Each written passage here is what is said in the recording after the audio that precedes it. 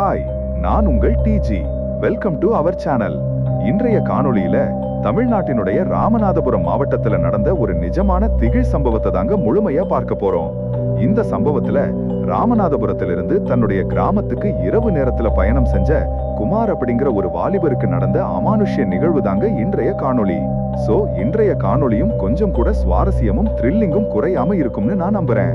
இதுவரைக்கும் நம்ம சேனலை நீங்க சப்ஸ்கிரைப் பண்ணாம பார்த்துட்டு இருந்தாலும் சரி, புதிய பார்வையாளரா இருந்தாலும் சரி, வீடியோக்கு கீழே இருக்கக்கூடிய சப்ஸ்கிரைப் பட்டன் மற்றும் பெல் ஐகான் இரண்டையுமே கிளிக் பண்ணிருங்க.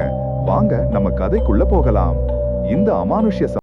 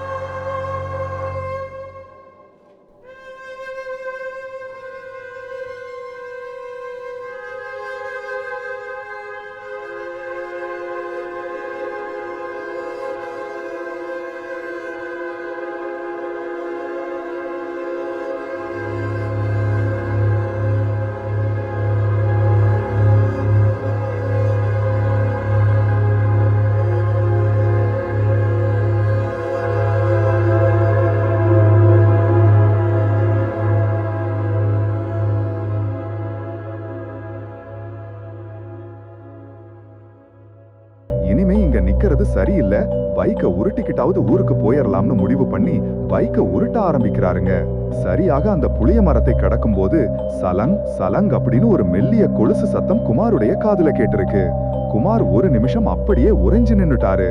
திரும்பி சத்தம் வந்த அந்த புளிய மரத்தின் அடியில பார்த்திருக்காரு. அங்க ஒரு பெண் உருவம் நின்று கொண்டிருந்திருக்கு. வெள்ளை நிறத்துல புடவை கட்டி இருந்த அந்த பெண்ணோட முகம் இருட்டுல சரியா தெரியல. குமாருக்கு மனசுக்குள்ள ஒரு நடுக்கம் ஆரம்பிச்சாலும் ஒருவேளை யாராவது உதவிக்காக நிப்பாங்களோ அப்படின்னு நினைச்சுக்கிட்டு தைரியத்தை வரவழைச்சுக்கிட்டு அந்த பெண்ணை நோக்கி போயிருக்காரு. பக்கத்துல போய், யாருங்க நீங்க, இந்த நேரத்துல இங்க தனியா என்ன பண்றீங்க அப்படின்னு கேட்டிருக்காரு. அந்த பெண் மெதுவாக தலையை நிமிர்ந்து குமாரை பார்த்திருக்கு. பார்க்கிறதுக்கு ரொம்ப அழகாவும் அதே சமயம் முகத்துல ஒரு சோகத்தோடவும் இருந்திருக்கு. என் ஊருக்கு போகணும், பஸ்ஸுக்காக காத்துட்டு இருக்கேன் அப்படின்னு ரொம்ப மெல்லிய குரல்ல சொல்லி இருக்கு. என்னமா சொல்றீங்க, இந்த நேரத்துல இது வழியா எந்த பஸ்ஸும் வராதே, உங்க ஊர் எது அப்படின்னு குமார் கேட்டதுக்கு அந்த பெண் குமாருடைய கிராமத்து பேரை சொல்லி இருக்கு. குமாருக்கு ஒரே ஆச்சரியம். அட, நானும் அந்த ஊருக்கு தான் போறேன், என் பைக்கு தான் இப்படி நின்றுச்சு, சரி வாங்க ரெண்டு பேரும் நடந்தே போகலாம், எனக்கு துணையாகவும் இருக்கும் அப்படின்னு சொல்லி இருக்காரு. அந்த பெண் ஒரு சின்ன புன்னகையோட ரொம்ப நன்றிங்க அப்படின்னு சொல்லிட்டு அந்த மரத்தடியிலிருந்து வெளியே வந்து குமாருக்கு பக்கத்துல நடக்க ஆரம்பிச்சிருக்கு. அவங்க நடக்க ஆரம்பிச்சதும் ஒரு விதமான மல்லிகை பூ வாசனை அந்த இடத்துல பயங்கரமா வீசி இருக்குங்க. ரெண்டு பேரும் அமைதியா நடந்து போயிட்டு இருக்காங்க. ஆனா குமாருக்கு மனசுக்குள்ள ஏதோ ஒண்ணு உறுத்திக்கிட்டே இருந்திருக்கு. அந்த கொலுசு சத்தம் கேட்கறதுக்கு ரொம்ப வித்தியாசமா இருந்திருக்கு.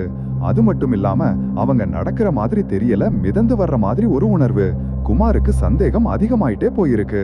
சரி, அவங்க கால்களை பாத்தரலாம்னு முடிவு பண்ணி தன்னுடைய செருப்பு கழண்டுருச்சு, அதை மாற்ற மாதிரி குனிஞ்சு இயல்பா இருக்கிற மாதிரி பாவனை பண்ணிக்கிட்டே அந்த பெண்ணுடைய பாதங்களை பார்த்திருக்காரு. அடுத்த நொடி குமாருடைய உடம்புல இருந்த ரத்தம் முழுவதும் உறைஞ்சு போயிருச்சுங்க. காரணம், அந்த பெண்ணுடைய பாதங்கள் தரையிலேயே படல. தரையிலிருந்து 1 இன்ச் மிதந்து நடந்து வந்துட்டு இருந்திருக்கு. குமாருக்கு அப்போதான் புரிஞ்சிருச்சு, நாம மாட்டிக்கிட்டோம், இது மனுஷ இல்ல அப்படின்னு. பயத்துல உடம்பெல்லாம் நடுங்க ஆரம்பிச்சிருச்சு. ஆனா அதை வெளியே காட்டிக்காம மெதுவா நிமிர்ந்து தன்னுடைய நடையோட வேகத்தை அதிகமாக்கி இருக்காரு. என்னங்க திடீர்னு இவ்வளவு வேகமா போறீங்க அப்படின்னு அந்த பெண் கேட்டு இருக்கு. ஆனா அந்த பெண்ணோட குரல்ல முன்னாடி இருந்த அந்த இனிமை இல்லைங்க, ஒரு விதமான கேலியும் குரூரமும் கலந்திருந்தது. குமார் எந்த பதிலும் சொல்லாம வேகமா நடக்க ஆரம்பிச்சிருக்காரு. அவருக்கு பின்னாடியே அந்த கொலுசு சத்தமும் வேகமா வந்திருக்கு. ஒரு கட்டத்துல பயம் தாங்க முடியாம குமார் பைக்கை அங்கேயே போட்டுட்டு ஓட ஆரம்பிச்சிருக்காரு. குமார் ஓட ஓட அவருக்கு பின்னாடியே அந்த கொலுசு சத்தமும் ஓடி வந்திருக்கு. ஆனா அவர் ஒரு முறை கூட திரும்பி பார்க்கலைங்க.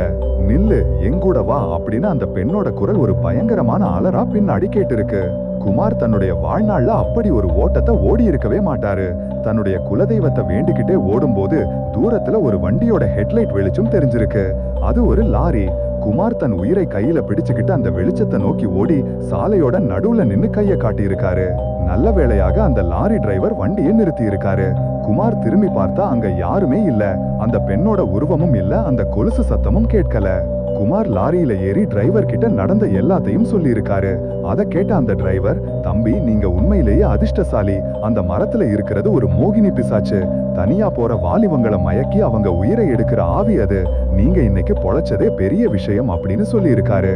குமார் தன்னுடைய கிராமத்துல இறங்கி நேரா வீட்டுக்கு ஓடி போயிருக்காரு. அன்று இரவு முழுவதும் அவருக்கு பயத்துல கடுமையான காய்ச்சல். மறுநாள் காலையில அவருடைய நண்பர்கள் போய் பார்த்தப்போ அந்த பைக் புளிய மரத்து பக்கத்துல சாதாரணமாக நின்று கொண்டிருந்திருக்கு. எந்த பிரச்சனையும் இல்லாம ஸ்டார்ட் ஆகி இருக்கு. இந்த சம்பவம் நடந்த பிறகு குமார் அந்த வேலையையே விட்டுட்டாருங்க. இப்போ வேற ஒரு வேலையில இருந்தாலும் இரவு நேரத்துல தனியா பயணம் செய்யறதையே அவர் நிறுத்திட்டாரு. அன்று இரவு அந்த லாரி மட்டும் வராம இருந்திருந்தா குமாருடைய கதை அந்த ஒற்றை புளிய மரத்தோட முடிஞ்சிருக்கும் அப்படின்னு சொல்லி குமார் நமக்கு இந்த மெயிலை அனுப்பி இருந்தாரு. இந்த நிகழ்வை பற்றிய உங்களுடைய கருத்து என்ன அப்படின்னு மறக்காம கமெண்ட் பாக்ஸ்ல கமெண்ட் பண்ணுங்க. மீண்டும் ஒரு திகிலூட்டும் அமானுஷ்ய எபிசோடில் உங்களை சந்திக்கும் வரை நான் உங்கள் டிஜி.